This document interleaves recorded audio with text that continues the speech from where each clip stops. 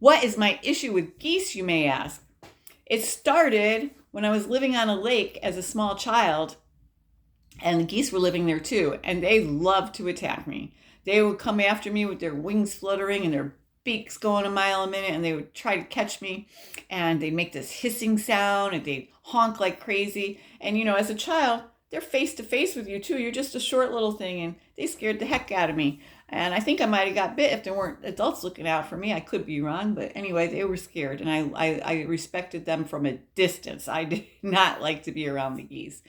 So I moved to the city, and years later, I'm going to the beach, my favorite thing. I'd go to the beach, and there was this one particular beach I was frequenting this year, and it was Sherwood Island State Park in Westport, Connecticut. And don't get mad because it was in the 90s, so if you cleaned up your poop problem, you cleaned up your geese problem, that's great.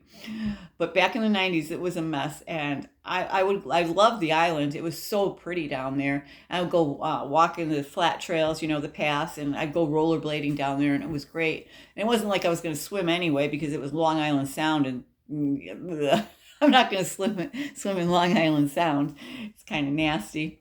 So who knows what's in there, living, unliving. So yeah, but I would have put down a towel if I could have found a spot to put a towel in that wasn't covered with bull. I mean, 3 feet by 6 feet. Can't find a spot like that that's not covered in poop. So couldn't lay down a towel. All you could do was walk around.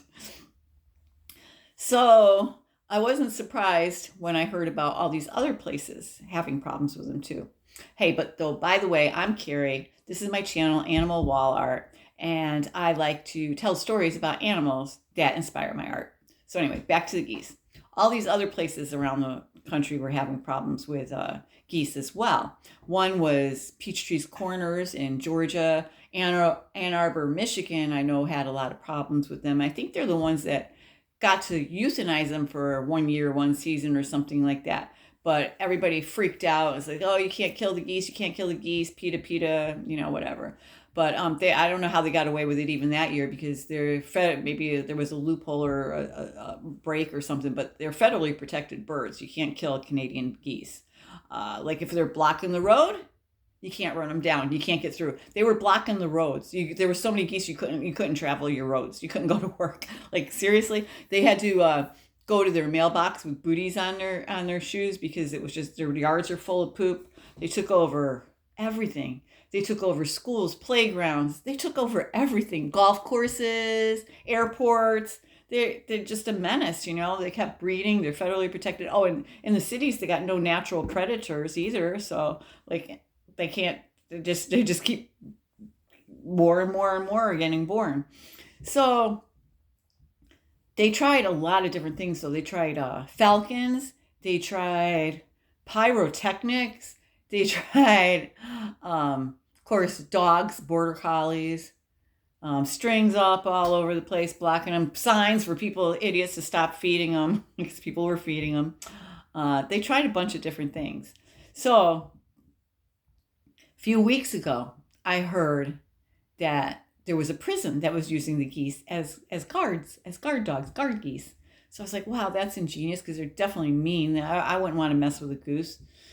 So they have teeth on their tongues. They scream so loud. They scream bloody hell, honk bloody hell if you were trying to escape or anything. So I could see, wow, this would be really good. And they can fly up a little bit, get you in the butt. So I thought this was a genius idea. And I did a little research on it. And I don't know if this is the one I heard about a few weeks ago because it made it sound like it was a new thing. But as far as I could tell, Brazil's been doing this for many years, for tens of years, and using them for that. They say that they're actually cheaper to keep than guard dogs, which I kind of question because with 2 pounds of poop per day per goose, I'm thinking just picking up after them would be quite costly. But anyway, they say they are cheaper than guard dogs. And then there was a place in China, or I guess a few places, rural China, they say they use them to protect the police stations and protect farms. So I'm like, okay, that sounds great. Like I said, they are nasty. They'll bite you. They're loud as heck. They're mean. They got a bad attitude. So I thought that was ingenious. Hope you like my story.